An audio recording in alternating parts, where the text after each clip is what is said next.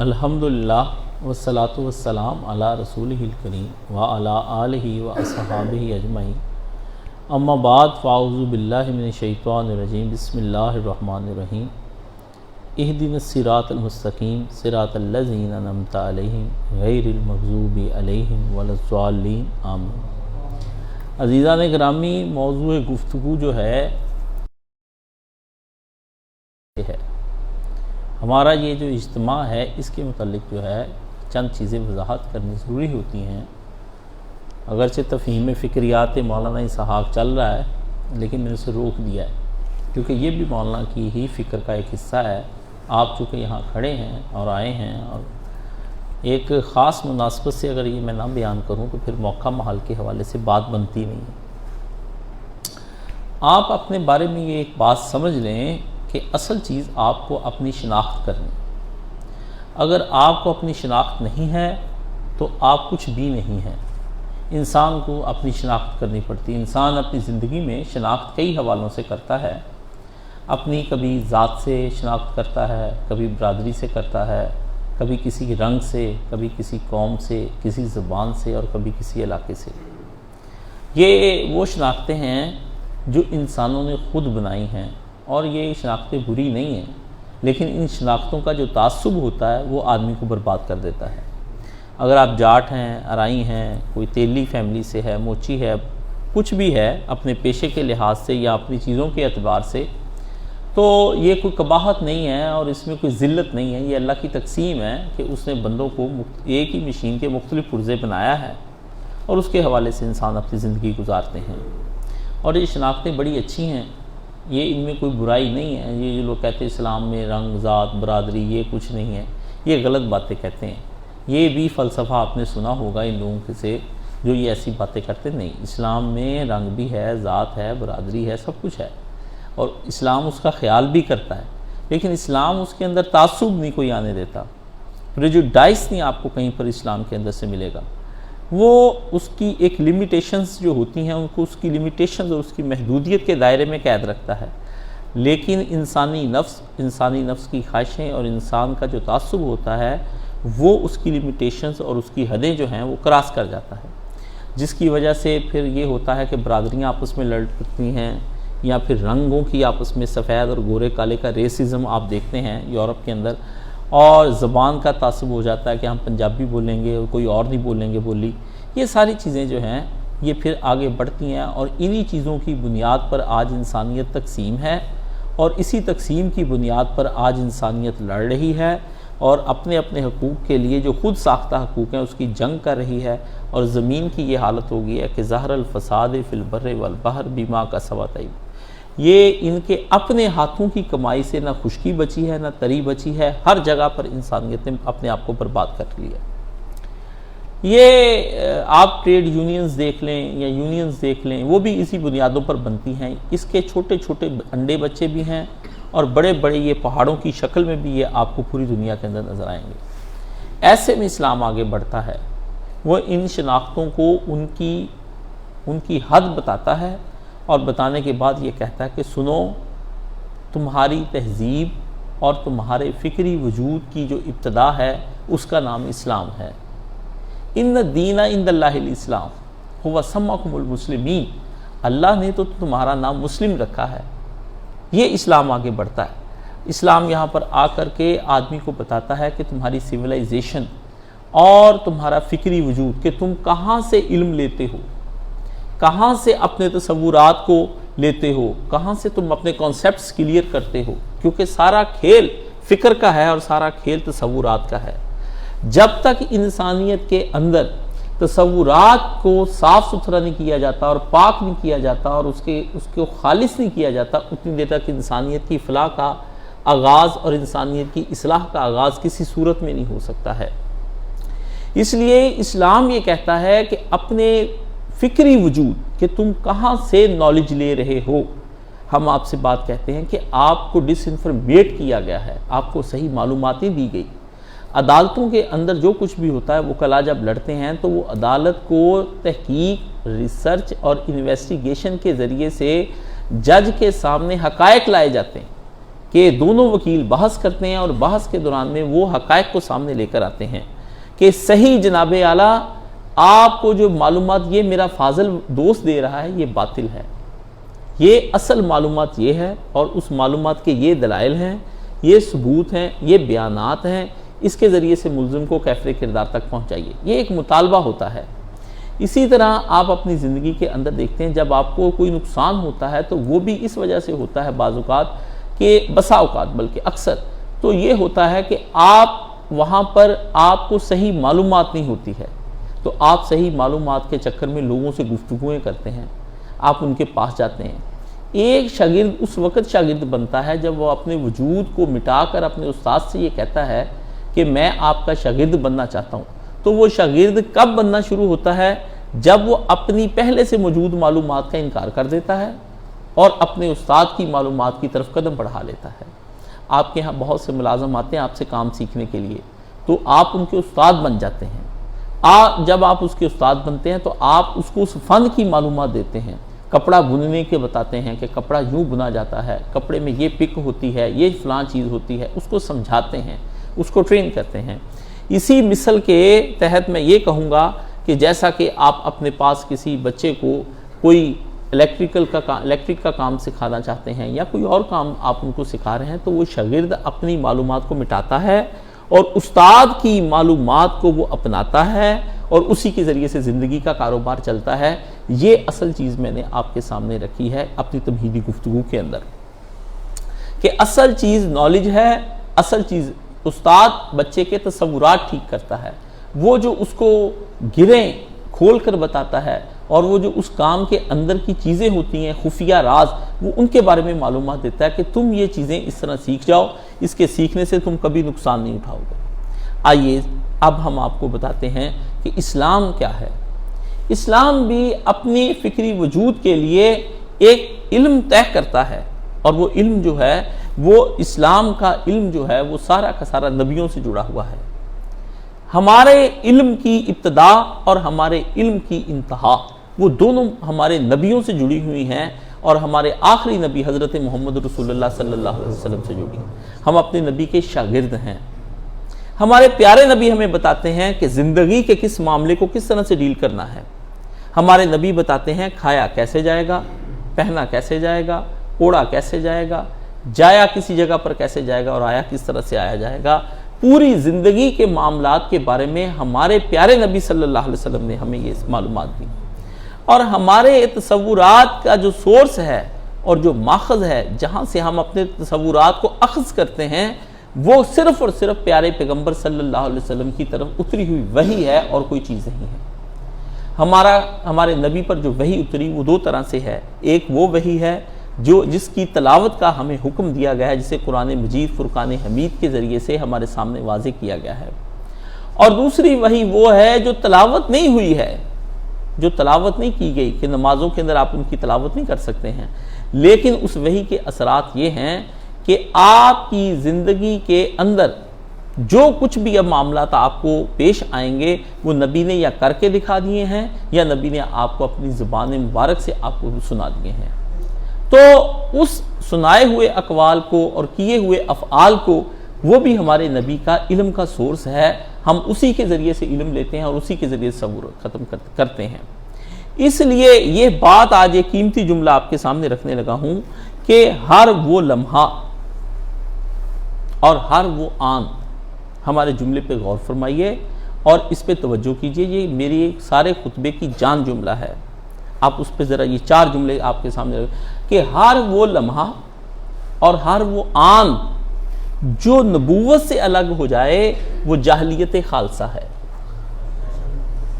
نری جاہلیت ہے، mix up جاہل نہیں ہے، پیور جاہلیت ہے۔ ہر وہ لمحہ اور ہر وہ آن، ہر وہ وقت جو نبوت سے الگ ہو جائے وہ جاہلیت خالصہ ہے، وہ پیور جاہلیت ہے۔ آپ اس کو کوئی نام نہیں دے سکتے سوائے جاہلیت خالصہ کے۔ یہ جاہلیت خالصہ یہ اپنے رنگ روپ بدل بدل کر آتی ہے۔ اس کو اتنا کمال حاصل ہے کہ یہ وہ گڑیا ہے جس کو اتنے میک اپ آتے ہیں کہ یہ جہاں کہیں بھی گئی ہے اس نے اس علاقے، اس قوم، اس نسل، اس رنگ، اس زبان اور اس کے مزاج کے مطابق اپنا میک اپ کیا ہے، جس کے نتیجے میں انسان اس کے پیچھے لگ کر گمراہ ہو کر تباہ ہو گئے ہیں۔ وہ دنیا کی کوئی سیولائزیشن تھی، آپ مشرق سے لے لیں مغرب تک اور شمال سے لے کر جنوب تک، دنیا کی کوئی تہذیب، کوئی مصر کی تہذیب کہہ دے، کوئی یونان کی تہذیب کہہ دے، کوئی تہذیب بھی دنیا کے اندر وہ آئی ہے تو وہ تہذیب پر ایسا میک اپ کیا ہے کہ انسانوں نے اس کو وہ پہچاننے سے انکاری ہو گئے اور وہ جلدی پہچان نہیں سکے۔ وہ کہنے لگے کہ نہیں یہ تو یورپ کی تہذیب ہے، پھر کچھ نے کہا یونان کی ہے، یعنی اس کو علاقوں سے متعین کرنے لگے، لوگوں سے متعین کرنے لگے، معاشروں سے متعین کرنے لگے، جبکہ وہ شیطانی تہذیب تھی اور وہ جاہلیت خالصہ تھی۔ ایک طرف اللہ تعالیٰ نے اپنے نبیوں کے ذریعے سے ایک تہذیب کو چلایا اور دوسری طرف سے اللہ نے شیطان کو پوری مہلت دی کہ اس نے بھی اپنے اولیاء کو اس کام پہ لگایا۔ دو تہذیبوں کا سفر ایک دم سے شروع ہوا، اس دن ہوا جس دن اس نے اللہ تعالیٰ کی نافرمانی کی۔ اس سے اللہ سے کہا، اللہ تعالیٰ سے اس سے ایک جملہ کہا جو جملہ آج بھی ہر بندہ کہتا ہے، اور وہ جب اپنی زندگی پر غور کرتا ہے اور اس نتیجے پر ہی پہنچتا ہے جو نتیجہ میں آپ کے سامنے رکھوں کہ جب تک مرشد حقیقی اس کے پاس نہیں ہے اور جب تک کوئی سچا مرشد اس کا ہاتھ نہ پکڑ لے وہ اس کی اصلاح نہیں ہو سکتی کسی صورت میں۔ ہر انسان اپنے گناہوں کے بارے میں یہ کہتا ہے کہ اگر اللہ تعالیٰ مجھے اس ماحول میں پیدا نہ کرتا تو آج میں گناہ گار بھی نہ ہوتا، اگر اس معاشرے میں خدا مجھے پیدا نہ کرتا تو میں گناہ گار نہ ہوتا، اگر اللہ مجھے ان لوگوں کے درمیان میں پیدا نہ کرتا تو میں بڑا پاک صاف اور نیک تھا۔ ہاں، وہ اپنے سارے جرائم کو اللہ پر ڈالتا ہے۔ تو یہ وہ جرم ہے جو شیطان نے اللہ کے سامنے کہا بما اغویتنی، اگر تو مجھے گمراہ نہ کرتا تو میں کبھی گمراہ نہیں ہونے والا تھا۔ کہ انسان کی جو سوچ اور اس کی اپروچ ہے وہ وہیں پر جا کر کھڑی ہوئی ہے جس جگہ پر پہلے دن سے شیطان نے خدا کی نافرمانی کی۔ اس جن کی نافرمانی کے نتیجے میں ایک تہذیب پیدا ہوئی اور اس نے اللہ سے گفتگو کی، اور گفتگو کرتے ہوئے اس نے کہا یہ آپ کیسی بات کرتے ہیں کہ آپ اپنے بندوں کے لیے ہدایت کا انتظام کریں تو میں ان کے دائیں سے نہ آؤں گا، میں ان کے بائیں سے نہ آؤں گا، میں آگے سے نہ آؤں گا، میں ان کے پیچھے سے۔ دائیں بائیں اور آگے پیچھے سے آنے کے کیا مقاصد ہیں؟ اس نے کہا یہ انسان کو کبھی میں رنگ کے نام پر گمراہ کروں گا، کبھی قوم کے نام پر گمراہ کروں گا، کبھی نسل کے نام پر، کبھی فیشن کے نام پر، کبھی ٹرینڈ کے نام پر، میں اس کو گمراہ ہی کرتا چلا جاؤں گا۔ یہ چلتا نہیں آج کل کے دور میں، یہ ہوتا نہیں ہے، سوسائٹی میں یہ اس طرح موو نہیں کیا جا سکتا ہے۔ اس نے اللہ پاک سے کہا کہ یہ انسان نہ دائیں بھاگ سکتا ہے، نہ بائیں، نہ آگے، نہ پیچھے، میں اس انسان کو بتاؤں گا کہ کس طرح سے تہذیب کو۔ اللہ نے وہاں پر یہ کہا تمہیں اس بات کی چھٹی ہے، تمہیں اس بات کی چھٹی ہے بہکانے کی، لیکن یہ بات ذہن میں رکھ لینا، یہ بات ذہن میں رکھ لینا، تم یہ جادو اکثریت پر تو چلا دو گے لیکن جو میرے اصل ماننے والے ہیں ان پر تمہارا یہ جادو اثر نہیں ہوگا، اس پر یہ اثر نہیں ہوگا۔ آپ ذرا اس جملے کو غور فرمائیے اور اس پر آپ اپنے آپ کو متعین کیجئے، یعنی کثیر تعداد کے بارے میں اللہ پاک نے فرمایا گمراہ ہو جائے گی۔ میں مانتا ہوں کہ تب کب نہیں، کیونکہ رسول اللہ صلی اللہ علیہ وسلم نے فرمایا اللہ تعالیٰ نے جو جنت ہے یہ ایک چیز ہے جس طرح کہ میں اس رومال کو اسے ڈھانپ دوں، یہ میں نے اپنا گلاس ڈھانپ دیا اس رومال کے ساتھ، فرمایا کہ جنت جو ہے وہ میں نے ہر اس چیز کو جنت بنا کے اس کو ڈھانپ دیا ہے، ہر اس چیز سے جس سے انسانی طبیعت کراہت کرے گی، مشکلات سے ڈھانپ دیا ہے، عبادات، نماز، روزے، اللہ کی اطاعت ہو گئے، فرمایا لیکن وہ سادہ ہیں، ان میں خوش نمائی نہیں ہے، لیکن اسی کے ساتھ فرمایا کہ دوزخ کو میں نے ڈھانپ دیا دنیا کی لذتوں کے ذریعے سے، عیاشیوں کے ذریعے سے اس پہ۔ تو فرشتوں نے کہا یا اللہ پھر بچے گا کون، بچے گا کون؟ فرمایا نہیں، میں نے انسانوں کی نبوت کے ذریعے سے ایسی رہنمائی کر دوں گا ان کی کہ یہ جنت کی حقیقت بھی پالیں گے اور دوزخ کی حقیقت بھی یہ پالیں گے، یہ اللہ پاک نے فرمایا۔ اب ذرا جنت اور دوزخ کی حقیقتوں کے بارے میں نے یہاں تک آپ کو جو بیان کیا ہے، اب اس کو ذرا آپ نے مد نظر رکھیے گا، آئندہ کہیں بھی یہ جنت اور دوزخ کو میں استعارے کے طور پر یہاں یعنی ادھار لوں گا، یہ مثال پھر وہاں پر کسی اور جگہ پر۔ فرمایا اللہ رب العزت نے کہ یہ جب دونوں طرف سے اس نے اپنا اور وہاں پر اس نے جو بما اغویتنی کا لفظ وہی جو اس نے خدا کو چکر دینے کے لیے استعمال کیا، وہی مینٹیلٹی اور وہی چیز اس نے انسانوں کے ذہن میں اتار دی کہ آج جو کچھ بھی بربادی ہو رہی ہے نہیں ہونا تھا۔ کانٹ یہاں پر آ کر پھنس گیا۔ اس نے کہا یہ کائنات اللہ نے جب شروع میں بتائی تھی تو بڑی مختصر تھی، تھوڑے تھوڑے انڈے بچے تھے، اس کے علم میں آئے، اب گئی یہ اتنی پھیل، اتنے انڈے بچے دے دیے ہیں، ہزاروں خربوں چیزیں ہاتھ میں نہیں آ رہی، اس کا مطلب ہے کائنات خدا کے ہاتھ سے نکل گئی ہے۔ اب وہ بھی بنا کر پریشان ہوا پھرتا ہے کہ یہ میں نے کر کیا لیا ہے اور یہ ہو کیا گیا ہے مجھ سے۔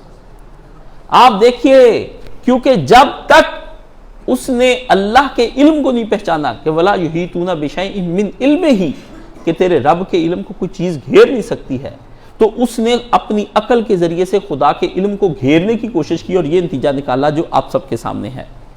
اسے یہ جملے کہے ہیں، خدا کا علم گھیرے میں نہیں آ سکتا تھا، احمق آدمی نے خدا کے علم کو اپنے تبصرے کے اندر گھیرنے کی کوشش کی اور خود اس کو نہیں پتا کہ ہم اس سے یہ پوچھتے ہیں کہ تم یہ بات کس نوعیت پر اور کس بنیاد پر کہتے ہو کہ خدا کا علم جو ہے اب وہ اس کے اپنے قابو میں نہیں آ رہا ہے، اپنی قدرت اس کے اپنے قابو میں نہیں آ رہی ہے، اپنی بنائی چیزیں اس کے قابو میں نہیں آ رہی ہیں۔ یہ تو ایک دعویٰ ہے، اس دعوے کی دلیل کوئی نہیں ہے۔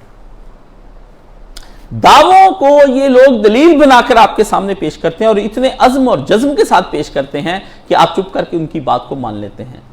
تو نبوت سے الگ کوئی وقت ہو جائے، کوئی آن ہو جائے اور کوئی چیز بھی اس سے الگ ہو جائے، وہ کیا ہوتی ہے؟ جاہلیت خالصہ ہے، اور جاہلیت خالصہ انسانوں کی اس دنیا کے اندر بھی بربادی ہے اور آخرت کے اندر بھی بربادی ہے۔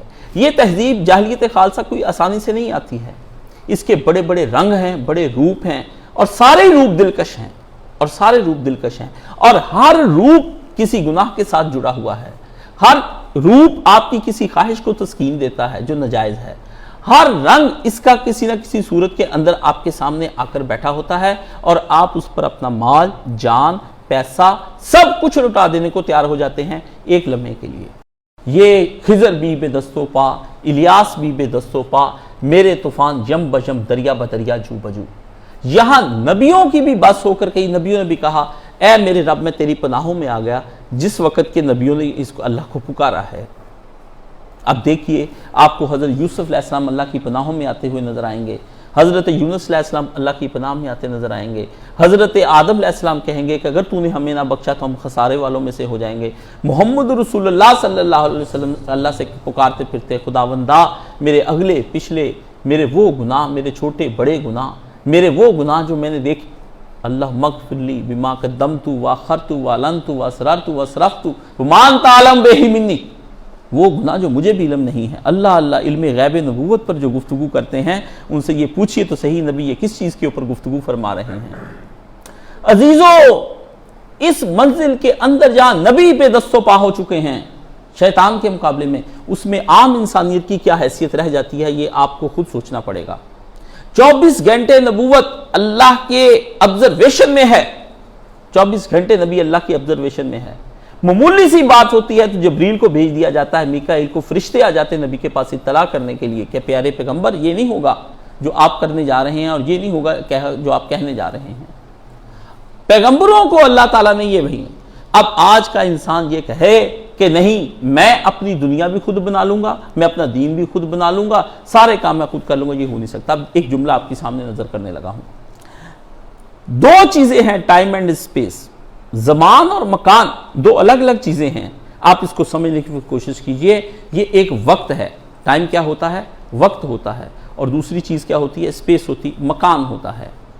اب ذرا سن لیجئے کہ زمان کو نبوت سے آپ الگ کر دیں گے، ٹائم کو، تو وہ وقت جاہلیت خالصہ کا وقت بن جائے گا، وہ وقت جاہلیت خالصہ کا وقت بن جائے گا۔ مثلا آپ نے اس وقت کے اندر اپنی مرضی سے دھوم دھام سے شادی کی، وہ وقت آپ کا جاہلیت خالصہ میں لکھا جائے گا، وہ اللہ کی مخالفتوں میں لکھا جائے گا، وہ شیطان کی اتباع میں لکھا جائے گا۔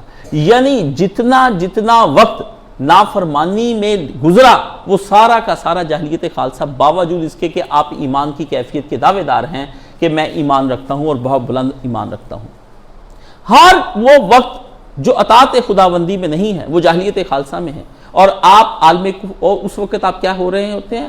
آپ کفر کے اندر جی رہے ہوتے ہیں اور کفر کے اندر سانس لے رہے ہوتے ہیں اور کفر کے اندر ہی آپ اپنا انتظام اپنی خواہشوں کا کر رہے ہوتے ہیں. وہ کفر ہے، وہ اسلام نہیں ہے. یہ میں نے لگی لپٹی بغیر آپ کو کہہ دی. اس پہ چاہے کوئی فلسفے والا آدمی گفتگو کر لے ہم سے، ہم حاضر بیٹھے ہیں. ہم کہتے ہیں ہاتھو برہانکم ان کنتم صادقین، لاؤ دلیل، لاؤ دلیل. اطاعت کے بغیر آدمی کا، رسول اللہ نے فرمایا مومن جب چوری کرتا ہے تو وہ چور اس وقت وہ حالت ایمان میں نہیں ہوتا، اور جب زنا کرتا ہے تو وہ حالت ایمان میں نہیں ہوتا، اور جب شراب پیتا ہے تو حالت ایمان میں نہیں ہوتا. ایمان اس کے اندر سے نکل کے ایک طرف کو بیٹھ جاتا ہے. جب وہ اپنا عمل پورا کر لیتا ہے ایمان پھر اس کے اندر داخل ہو جاتا ہے. اس لیے تو نشے کی حالت میں آدمی کو کوئی چیز یاد نہیں رہ جاتی. تو عیاشیاں جب آدمی کر رہا ہوتا ہے، اللہ کی اطاعتوں سے باہر نکل کے زندگی گزار رہا ہوتا ہے، تو وہ ساری کی ساری زندگی کی اس کی آنکھوں کے اوپر پردہ پڑ جاتا ہے، اگر وہ ایمان نہیں کر رہا ہوتا. یہ میری بات سمجھ لیں، غور فرما لیں. ذخیرہ دوزی کر رہا ہے، بزنس جب وہ کر رہا ہے، کسی کا حق مار رہا ہے، کسی کا مال کھا رہا ہے، کسی پہ تہمت لگا رہا ہے، کسی پہ ظلم کر رہا ہے، کسی کا کچھ بھی بگاڑ رہا ہے، نہیں تو اپنے نفس کا اگر بگاڑ رہا ہے، تو یہ بات ذہن میں رکھ لیں کہ وہ ایمان کا دعوے دار ہے، مگر خدا کے ہاں اس کے دعوے ایمان کی کوئی قدر و قیمت نہیں. صرف اس دنیا کے اندر اس کا مانا جائے گا تاکہ فتنہ و فساد سے بچ جائے، ورنہ ہر آدمی دوسرے کو کافر کہہ کے مار سکتا ہے. اللہ کے سامنے وہ چیز نہیں ہے. اللہ کے سامنے وہ جاہلیت خالصہ. دوسری چیز آپ کے سامنے عرض کرنے لگا ہوں، جس چیز پر ہمارا اصل موضوع ہے، یہ ہے کہ زمان میں جب وہ نبوت سے الگ ہوا تو جاہلیت خالصہ میں وقت گزرا. اب آدمی کو یہ بتایا جائے گا کہ مکان بغیر نبوت کے کیا ہے. جس جگہ وہ رہ رہا ہے وہاں اگر نبوت کے سے وہ فیض نہیں حاصل کر رہا ہے اور نبوت کے بتائے طریقے پر اس جگہ پر نہیں رہ رہا ہے، بس اسی کا نام دارالکفر ہے. اسی کا نام دارالکفر ہے. یہ جو بحثیں ہو رہی ہیں بڑی بڑی کہ کہاں پر دارالکفر ہے، دارالسلام کہاں پر ہے، آپ کا گھر اگر اس میں آپ نے اللہ کی نافرمانی کی ہے تو آپ دارالکفر میں رہ رہے ہیں، دارالسلام میں نہیں رہ رہے. اب مسجد میں ہیں، آپ نے خدا کے احکامات کی نافرمانی کی تو وہ دیکھنے کو تو مسجد ہے، مگر آپ نے اپنے عمل سے اسے دارالکفر بنا دیا ہوا ہے. آپ اپنی دکان دارالکفر میں بیٹھے ہیں، آپ اپنے بزنس میں دارالکفر میں بیٹھے ہیں، آپ اپنی جاب پر دارالکفر میں بیٹھے ہیں. یہ بات آپ اپنے ذہن میں رکھ لیں. زمان الگ ہو جائے تو جاہلیت خالصہ، اور مکان الگ ہو جائے تو جاہلیت خالصہ اور دارالکفر بن جاتا ہے. یعنی جب نبی کے بغیر کوئی بھی سلطنت، کوئی بھی ریاست نبی کے بنائے قانون اور نبی کے بنائے ہوئے طریقہ کار اور نبی کے بتائے ہوئے شریعت کے طریقہ کار میں نہیں ہے تو وہ جاہلیت خالصہ ہے. میرے بھائیوں، بڑی معذرت کے ساتھ، چاہے آپ اس وطن پر کیوں ہی یہ پڑھتے جائیں، اے وطن پیارے وطن، پاک وطن، پاک وطن، آپ جو مرضی کہتے رہیں، جملے بڑے سخت ہیں. آپ دارالکفر میں رہ رہے ہیں، اور اس دارالکفر میں اور اس وقت میں جو نبوت کے بغیر آپ جس میں رہ رہے ہیں، اس سے نکلنا آپ کا فرض ہو جاتا ہے کہ آپ وہاں سے نکلیں، آپ وہاں مضطرب ہو جائیں، آپ قسم سائیں کہ ہم نے نہیں رہنا ہے اس دارالکفر کے اندر، ہم نہیں رہیں گے یہ اس ایسے لفظ جاہلیت خالصہ کے اندر، ہم کسی صورت میں نہیں رہیں گے. اگر آپ تڑپتے نہیں، اگر آپ مضطرب ہوتے نہیں، اگر آپ پریشان نہیں ہوتے ہیں، اور اگر آپ اپنی پریشانی کا اظہار آپ کے اور مطمئن ہو کر بیٹھے ہوئے ہیں، تو اپنے ایمان کی خیر منا لیں. ایمان آپ کا کوئی نہیں ہے. یہ قیامت کے دن یہ کرنسی نہیں چلنی آپ کی اس ایمان کی. قیامت کے دن یہ کھوٹی کر کے پھینک دی جائے گی. یہ منظور نہیں کیا جائے گا اللہ کی عدالت میں. کسی صورت میں یہ کرنسی وہاں نہیں چلنے والی. یہ یہاں چلا لیں اور اس سے فائدے آپ جتنے مرضی حاصل کر لیں، یہ یہاں چل جائے گی. ہاں میں مسلم ہوں، ہاں میں مسلم ہوں. یہ آپ کی کرنسی قیامت کے دن نہیں چلے گی. یہ کرنسی کھوٹی ہے. یہ حشر کے دن نہیں چلنی. حشر کے دن یہ نہیں قبول ہونی. رسول اللہ آنکھیں پھیر لیں گے اور اللہ کی رحمت یہ کہتی ہے کہ نہ بات کی جائے گی، نہ کلام کیا جائے گا، نہ دیکھا جائے گا. تینوں صورتیں ہم تم سے نہیں کریں گے. یہ جو لوگ قیامت کے دن کو بڑا آسان لیتے ہیں، مجھے یہ بتائیے 50,000 برس کا وہ دن کیوں ہوگا؟ یہ ایک سوال ہے. ہزاروں برس کا وہ دن ہے، یہ میرا کوئی آدمی جواب نہیں دیتا. میں نے بڑے بڑے علماء اور بڑے بڑے لوگوں کو یہ صرف کہہ کر گزرتے دیکھا ہے کہ وہ 1000 برس کا دن کیوں ہوگا. کیوں ہوگا؟ کیا اللہ اس بات پر قادر نہیں ہے کہ ایک دن کے اندر سب کا حساب کر کے ختم کر دے؟ وہ ہزاروں برس انسان جو کھڑے رہیں گے ننگی حالت کے اندر، وہ کس لیے کھڑے رہیں گے؟ کیا پوچھا جائے گا؟ جب حساب اتنا آسان ہے، جب کتاب اتنی آسان ہے، تو مجھے یہ بتائیے پھر کس لیے وہاں پہ انسانوں کو ذلیل اور رسوا کرنے کے لیے اور اذیت دینے کے لیے، جبکہ قرآن مجید میں آتا ہے تیرا رب تو ظالم نہیں ہے، ظالم یہ لوگ ہیں جو اپنے آپ پر ظلم کرتے ہیں۔ خدا کو کیا پڑی ہے کہ وہ تم کو عذاب دے، خدا کو کیا پڑی ہے وہ تم کو عذاب دے، یہ قرآن مجید کے اندر ہے۔ آپ جو کہتے ہیں کہ یہ زلزلے آتے ہیں، یہ قحط آتے ہیں، یہ سیلاب آتے ہیں، تو اللہ فرماتے ہیں یہ ہم نے تو کوئی ظلم نہیں کیا، یہ ظلم تم نے کیا تھا اپنے آپ پر۔ خدا کو کیا پڑی ہے؟ خدا کا کوئی نفع ہے عذاب دینے میں؟ کہ اللہ کا اگر یہ عذاب دیں گے تو بادشاہی قائم رہے گی؟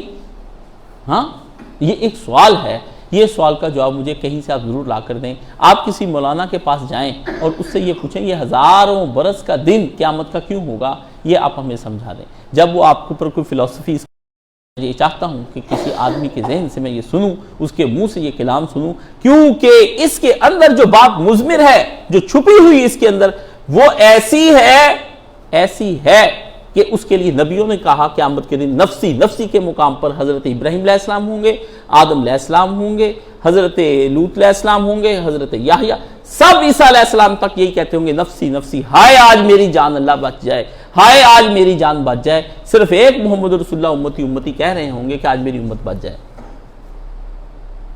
یہ نفسی نفسی کی آواز کیوں؟ نبی بخشے ہوئے ہیں، ابراہیم علیہ السلام خلیل اللہ ہیں، یہ نفسی نفسی کی آوازیں کس لیے آ رہی ہیں؟ یعنی نبیوں کو اس دن کی پریشانی ہے اور اس دن میں رہ کر پریشانی ہوگی۔ آپ کس کھیت کی مولی ہیں اور آپ نے کون سا ایسا ایمان کا کام کر رکھا ہے جس کی بنیاد پر آپ اتنے مطمئن ہو کر راتوں کو سو جاتے ہیں اور اتنے مطمئن ہو کر ہیٹر میں سوتے ہیں، مونگ پھلی کھاتے ہیں، اخروٹ کھاتے ہیں، چلگوزے کھاتے ہیں، باہر ڈنر کرنے کے لیے چلے جاتے ہیں، آؤٹنگ کرنے کے لیے آپ شمالی علاقہ جات میں جاتے ہیں اور پکنک بنانے کے لیے آپ حج پر تشریف لے جاتے ہیں؟ یہ آپ کو کس چیز نے آپ کو کس چیز پر آپ کا دعویٰ ہے اور کس چیز نے آپ کو اس چیز کی طرف سے آنکھیں بند کر دینے اور چشم پوشی کرنے کے لیے کہہ دیا ہے کہ آپ بڑے آرام سے زندگی گزار لیں؟ دار الکفر میں ہم جی رہے ہیں اور جاہلیت خالصہ کے وقت میں جی رہے ہیں۔ اگر ہمارے آباء و اجداد کے بارے میں اگر کوئی آدمی، اینتھروپولوجی ایک علم ہے، اینتھروپولوجی کیا ہے؟ ایک علم ہے جو آج کل کے دور کے اندر بڑا چلا ہے، کہ جس میں بشریات کا علم ہے، آدمی کی تہذیب اور اس کی ثقافت کیا چیز ہے، یہ ایک علم آیا ہے اور آپ کے بچوں کو یہ پڑھاتے ہیں اور آپ کے بچے یہ علم پڑھتے ہیں اور اس کے ذریعے سے وہ سیکھتے ہیں کہ ہماری تہذیب کیا ہے۔ اگر کوئی آدمی یہ کہے کہ میں 5 7 10 نسلیں پہلے ہمارے آباء و اجداد ہندو تھے اور وہ ہمارے آباء و اجداد تھے، تو یہ ایک مسلمان کے لیے اس سے بڑھ کر کلمہ کفر کوئی نہیں ہے۔ اسلام جسمانی وجودوں کو نہیں مانتا ہے، اسلام خونی رشتوں کو نہیں مانتا ہے۔ اسلام کہتا ہے کہ ہندو تمہارے آباء و اجداد نہیں ہیں۔ ہمیں یہ کہنا پڑے گا کہ سکھ ہمارے آباء و اجداد نہیں ہیں، ہمارے کافر ہمارے آباء و اجداد نہیں ہیں۔ ہمارے آباء و اجداد صرف وہ لوگ ہیں جو پچھلے نبیوں پر ایمان لاتے رہے اور نسل در نسل وہ ایمان ہم تک آتا رہا، یہ ہمارے آباء و اجداد ہیں۔ اور اس بات پر کہ وہ ہمارے آباء و اجداد نہیں ہیں، اس شناخت اور اس احساس کو ختم کرنے کا نام ہی توحید ہے اور اس پر ہمیں فخر ہے۔ میں کیوں کہوں کہ میرے آباء و اجداد جو تھے وہ کافر تھے؟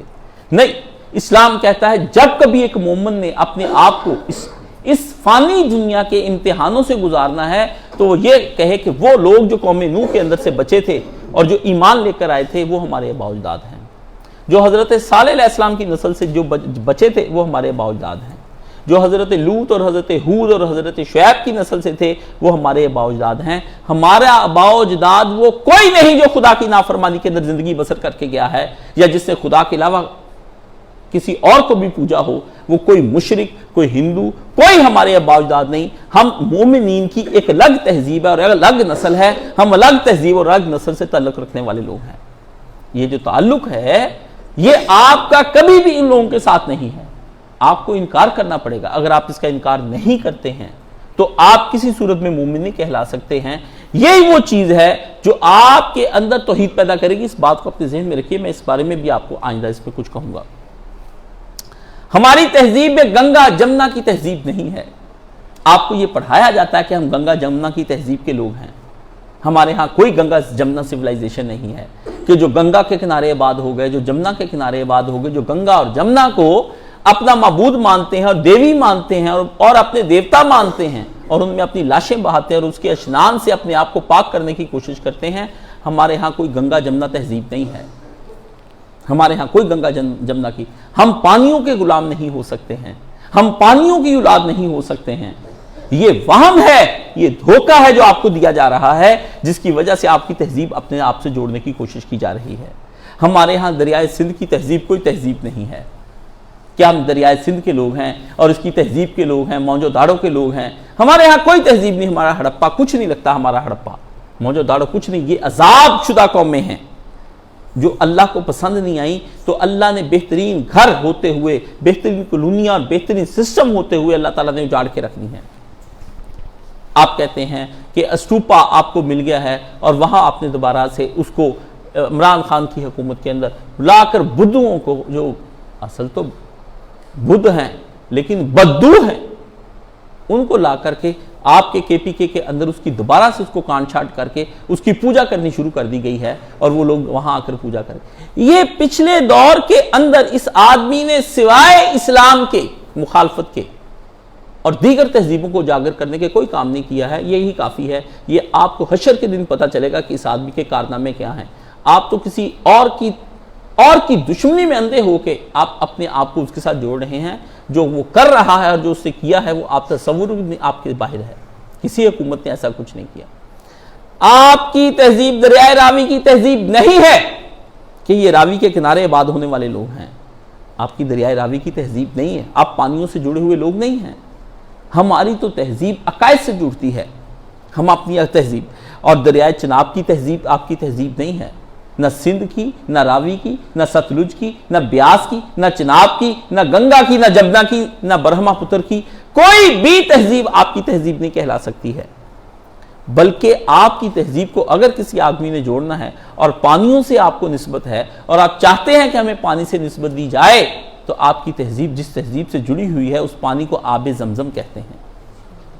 آپ ادھر جڑے ہوئے ہیں، آپ کو پتہ چلتا ہے یہ پانی کے جھرنے جو پھوٹے ہیں، یہ جو دریا آپ کے پاس ہیں، یہ کسی اسماعیل کی ایڑیاں رگڑنے سے نہیں آئے ہیں۔ اسماعیل کی ایڑیاں رگڑنے سے، یہ جب کسی جبریل کے مارے ہوئے ایڑی سے نہیں پیدا ہوئے ہیں۔ ان پانیوں کے اوپر کوئی ہاجر بھاگی نہیں ہے۔ وہ ہاجر جو یہ کہتی ہے کہ مجھے اللہ کبھی ضائع نہیں کرے گا، ابراہیم اگر تو مجھے اللہ کے بھروسے پر چھوڑ کر جا رہا ہے، آپ کی ماں کی تہذیب یہ ہے، آپ کی ماں کو ہاجر کہتے ہیں۔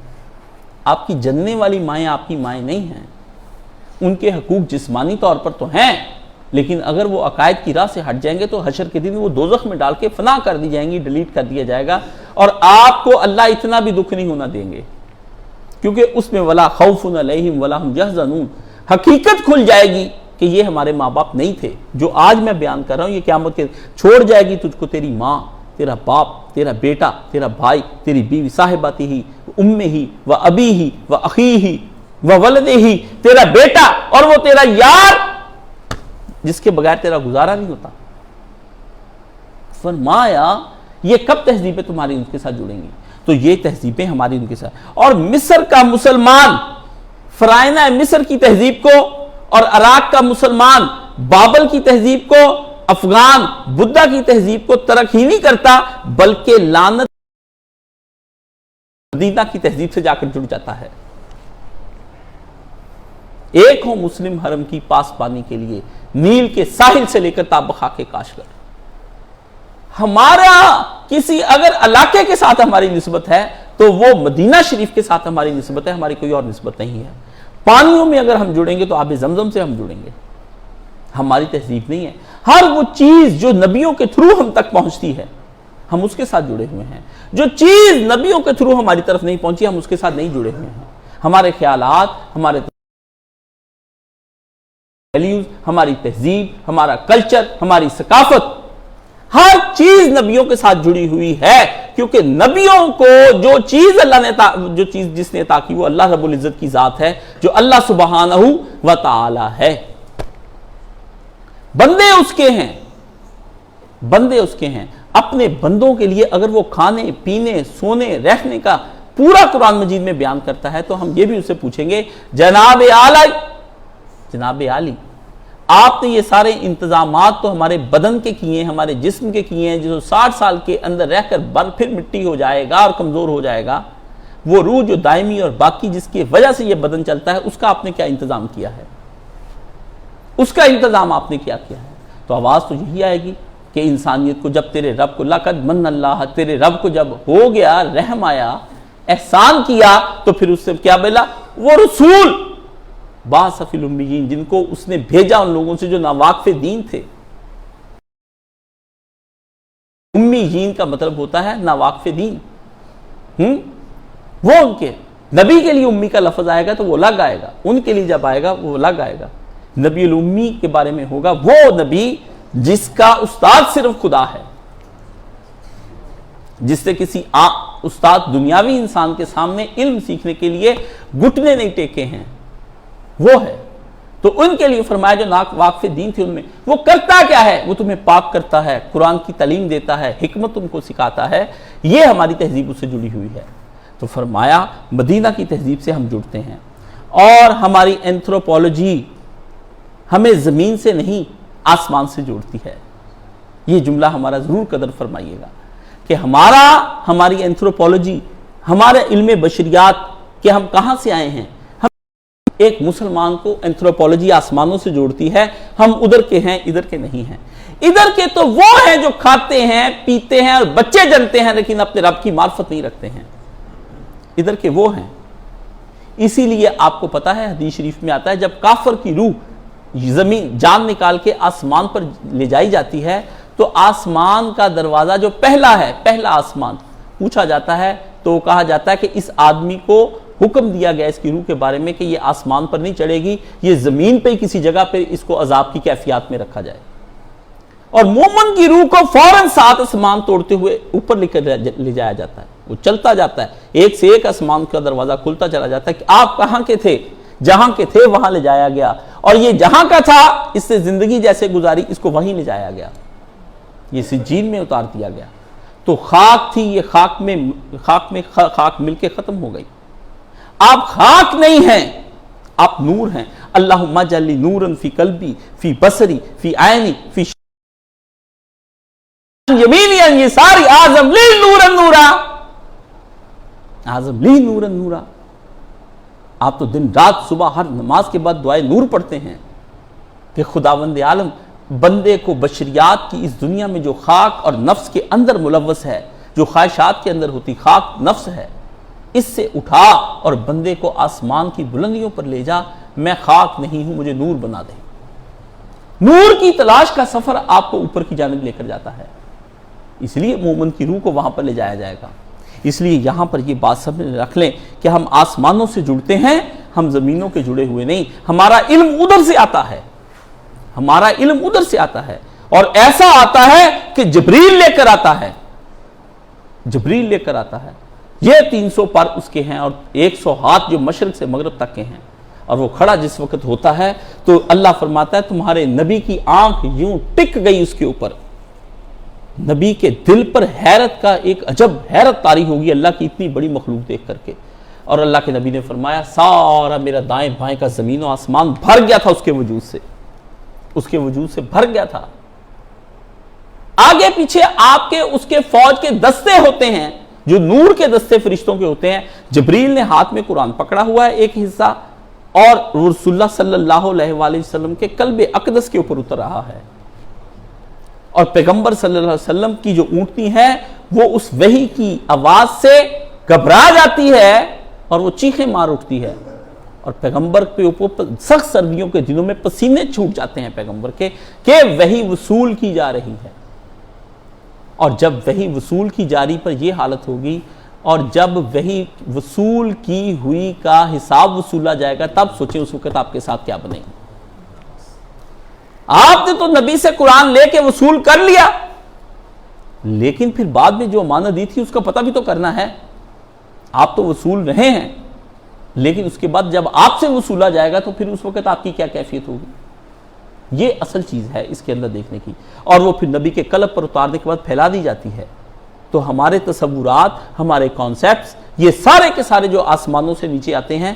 ہم زمین سے جڑے لوگ نہیں ہیں. ہم گنگا جمنا سے کچھ نہیں لیتے، ہم فرعونہ مصر سے نہیں لیتے، ہم تاریخ یونان سے کچھ نہیں لیتے، ہم ہسٹری سے کچھ نہیں لیتے. انسانیت کی ہسٹری سے ہمارا لینا دینا کیا ہے؟ جو خدا کے نافرمان ہوئے وہ برباد ہوئے، ان کے بارے میں جاننے کی ضرورت ہی کیا ہے؟ آئیں ہم آپ کو سیر کراتے ہیں مدائن صالح کی، آئیں ہم موہنجو داڑو دیکھنے کے لیے. دیکھنے کی اجڑی ہوئی چیزیں کیا دیکھی جاتی ہیں؟ ہاں عجب بات ہے. آپ کو ایک قبرستان کیا دیکھنے کے لیے جایا جاتا ہے؟ اجاڑ کے رکھ دیا جن کو. آئیں ہم آپ کو سیاحت کے لیے لے جاتے ہیں اور وہاں جا کر آپ عیاشیاں کریں، کھائیں پئیں، زنا کریں اور شرابیں پئیں. یہ سیاحت ہو رہی ہے.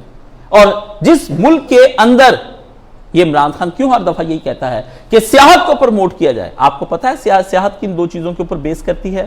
آپ کہاں پڑھے لکھے ہیں؟ واللہ آپ کہاں پڑھے لکھے ہیں؟ آپ کو تو ان کے علم کا ایک رتی بھی نہیں پتا. انہوں نے اس کے اوپر تھیسس لکھے ہیں کہ ٹورزم کی بیسک کیا ہیں.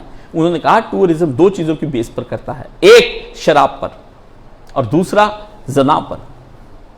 وہ ٹورزم ہی کیسا جس کے اندر شراب اور زنا نہ ہو؟ وہ تو ٹورزم نہیں ہوتا. پہاڑ دیکھنے کا نام ٹورزم. پہاڑ دیکھنے کے بعد ندیاں دیکھنے کے بعد رات کو بون فائر کر کے اس پہ شراب کباب اور شباب چلانا ہے، یہ ہے اصل میں آپ کا. آپ تو حلال بھی کرنے جائیں نا تو آپ کہتے ہیں ہم وہاں گئے، ٹراؤٹ پکڑی، ہم نے کھایا. آپ تو کھانے جاتے ہیں سیف الملوک کی جھیلیں، اس سے کون سا آپ کا ایمان کا اضافہ ہوتا؟ رسول اللہ صلی اللہ علیہ وسلم سارے صحابہ کو اکٹھا کرتے، جبریل سے کہتے آپ جو مجھے آسمانوں پر لے کر جا رہے ہیں ایک کرم اور فرمائیے، ایک پر پہ ہمیں بٹھائیے، جھیل سیف الملوک دکھانی، اللہ کی نشانیاں دیکھنے چاہتے ہیں ہم. وادی کاغان میں اللہ کی نشانیاں صحابہ کو دکھانے کے لیے لے کر جا رہا ہوں. ابہا کا علاقہ اگر آپ سعودی عرب جائیں آپ دنگ رہ جائیں. آپ کے کیا کمال کا علاقہ ہے. بادل نیچے چلے آتے ہیں. آپ کو تو کیا پتا رسول نے وہ سارے علاقے دیکھے ہوئے.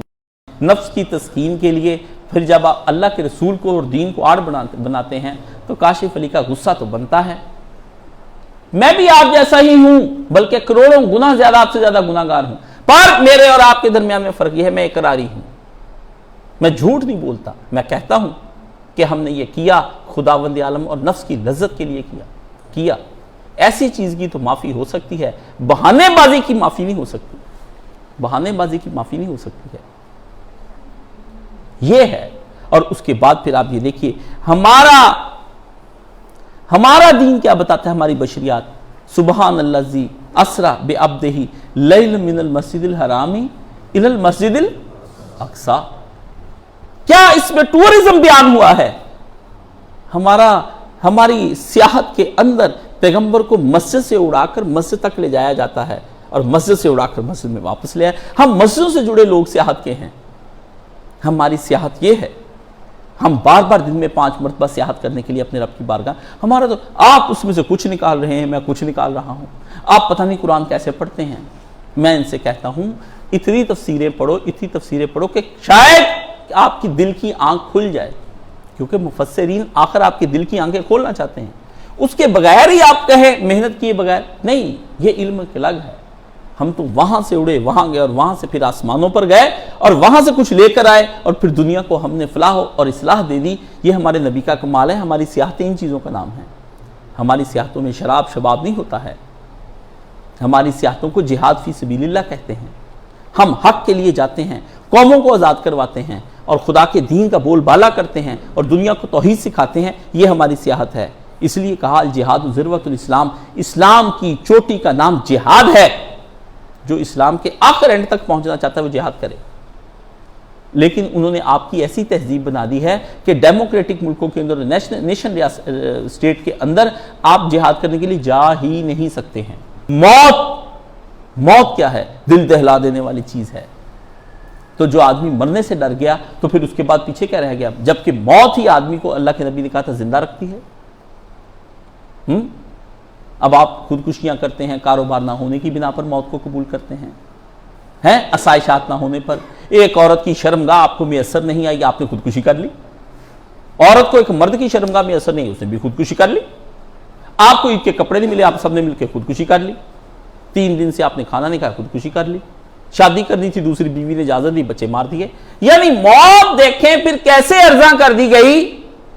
جن کی راہ خدا پر اور سرحدوں پر جا کر جنہوں نے جانیں دینی تھی، ان کو کتنا سستا کر کے، کتنا چیپ کر کے آپ کے سامنے پھینک دیا گیا۔ تصور موت آپ کے ہاں سے ختم ہو گیا۔ اب آپ مجھے بتائیے آپ کیا کریں گے؟ جن کے ہاں سے تصور موت بھی ساتھ ہی مر جاتا ہے، کنسپٹ آف لائف بھی ختم ہو جاتا ہے اور کنسپٹ آف ڈیتھ بھی ساتھ ہی مر جاتا ہے۔ جس کے لیے جیا جاتا ہے اس کے لیے ہی تو مرا جاتا ہے۔ تو جو مر رہے ہیں دنیا کے لیے، تو وہ دنیا کے لیے ہی تو جی رہے تھے۔ اور اللہ کیا فرماتے ہیں؟ ان صلاتی و نسکی و محیای و مماتی للہ رب العالمین، میرا جینا اللہ کے لیے، میرا مرنا اللہ کے لیے۔ جب جینا اور مرنا دونوں اللہ کے لیے نہیں رہ گئے تو پھر کن کن چیزوں کے لیے آپ مریں گے؟ کن کن چیزوں کے لیے آپ مریں گے؟ اصل اصول یہی ہے۔ اس لیے ہم کیا کرتے ہیں؟ سبحان اللہ جی اسرا سے ہم ایک بات نکالتے ہیں کہ ہماری ابتدا کس سے ہوتی ہے؟ سجدوں سے ہوتی ہے، اور سجدوں پر ہی جا کر ختم ہو جاتی ہے۔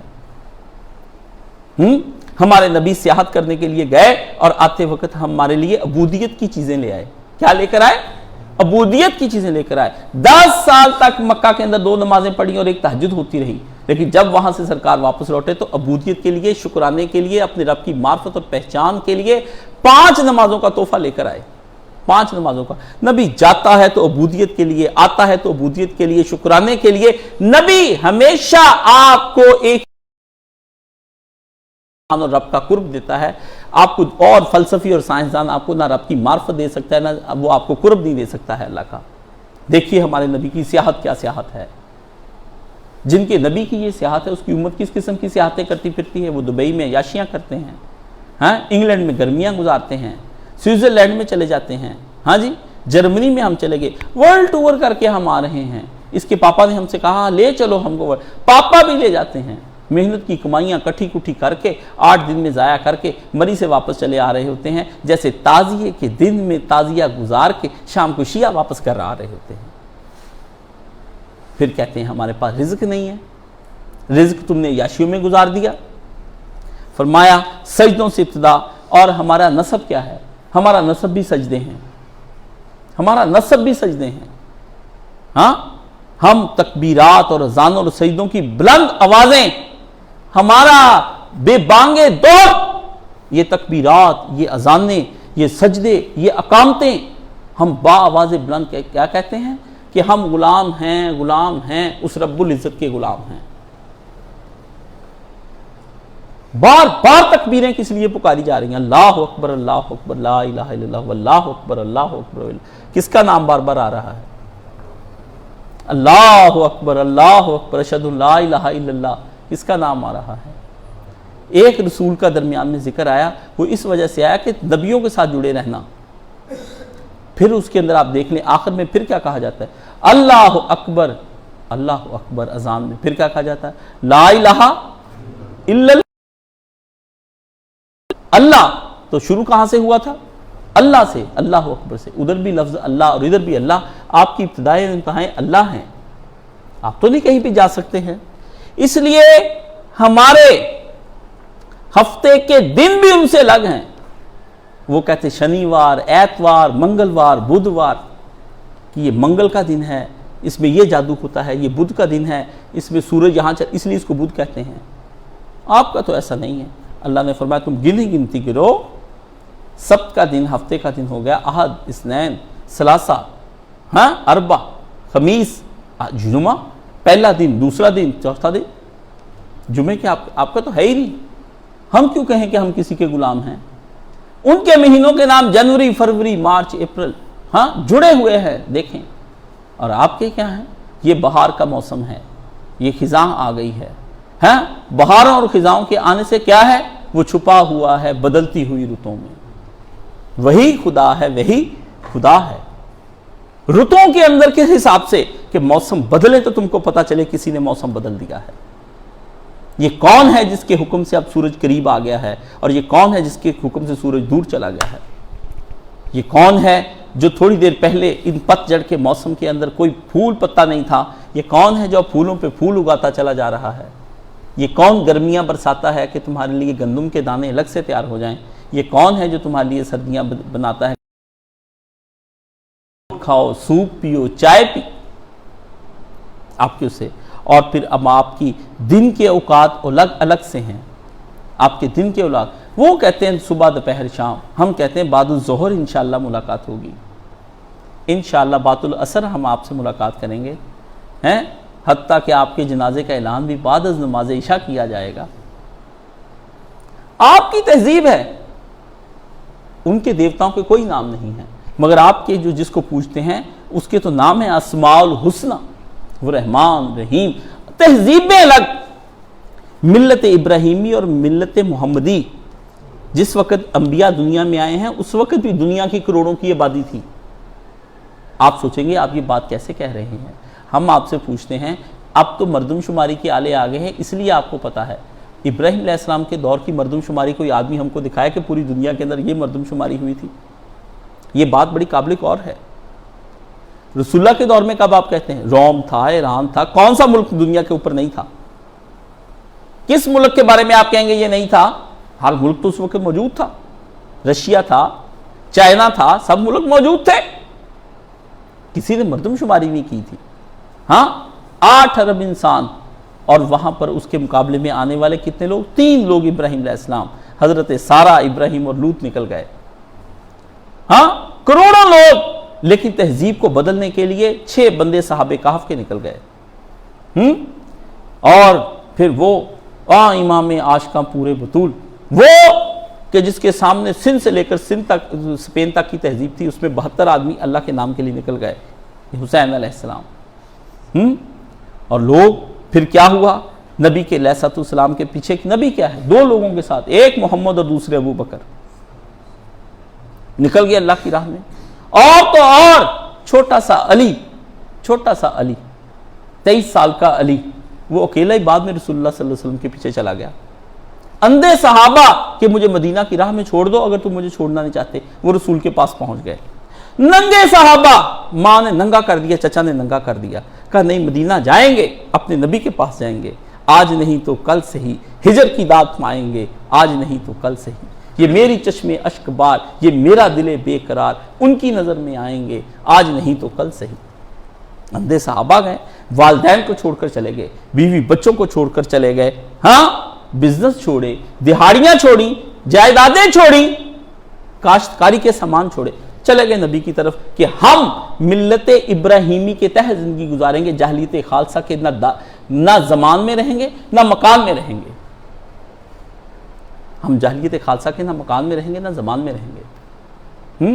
وہ لوگ جو ہمیں یہ کہتے ہیں، آپ تو ایک فینٹیسی کی دنیا کہتے ہیں، یہ تو جی کمپلیکس ہے، کاش صاحب جو بیان کرتے ہیں، میرا کمپلیکس نہیں، کمپلیکس آپ کو ہوا ہے کہ آپ دنیا کی لذتوں میں اتنے مگن ہو چکے ہیں کہ اب آپ سے یہ چھوڑے نہیں چھوٹی جاتی، آپ سے چھوڑے نہیں چھوٹے۔ اور فینٹیسی آ کر دیکھ لے، فینٹیسی وہ ہوتی ہے جو ناممکن ہو، فسانہ ہو، تصور ہو، میں نے تو بنا لیا، جو میری استعداد میں تھا میں نے بنا لیا، تم بھی کر گزرو، ہر ایک کی اپنی اپنی استعداد ہے، اپنی اپنی استعداد کے مطابق کر گزرے، نہ فینٹیسی ہے نہ کمپلیکس ہے۔ ہم تو آپ کو دنیا کے کمپلیکس سے نکالتے ہیں۔ ہجرت میں اصل شے ایک ہی ہے، اگر آپ نے وہ مجھ سے سمجھ لی، آپ سمجھ لے چلے گئے۔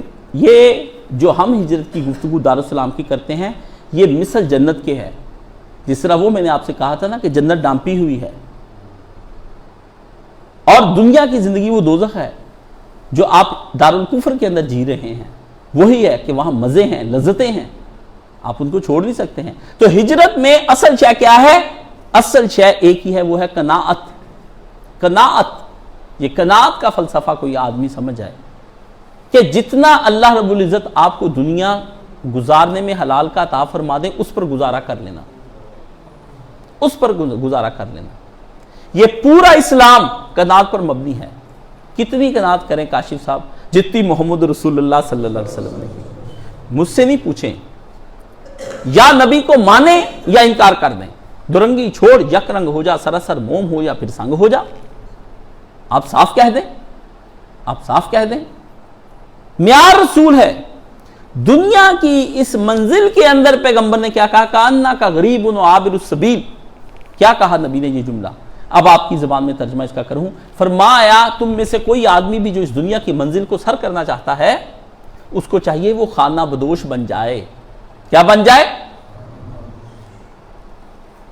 لمبی مثال دیتا تو کام خراب ہو جاتا، किस किस ने खाना बदोश नहीं देखा। आइए हम पूछते हैं खाना बदोश क्या होता है, खाना बदोश क्या होता है, इसका तर्जुमा फरमाइए। आइए, खाना कहते हैं घर को, दोष कहते हैं कंधे को।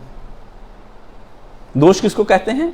कंधे को। खाना बदोश जो अपने कंधे पर अपना घर उठाए फिरे, जो अपने कंधे पर अपना घर उठाए फिरे, देखते नहीं वो उठाए हुए सामान कभी इधर लगा रहे कभी उधर लगा रहे, जहां दुनिया की आबादी फैल जाती है वो वहां से निकल जाते हैं, वीरानों में डेरे लगाते हैं और आपसे ज्यादा सेहतमंद हैं, उनके बच्चे गर्मी सर्दी में फिरते उनको कुछ नहीं होता, आपने क्यों पालनों में डाले हुए हैं, झूलों में माएँ झुला रही हैं, डॉक्टर इसको देखना टाइफाइड हो गया है, इसको देखना नमूनिया हो गया है, उसके तो बच्चे को कुछ नहीं होता है। नाजो दम में पाले हुए बच्चे ऐसे ही होंगे।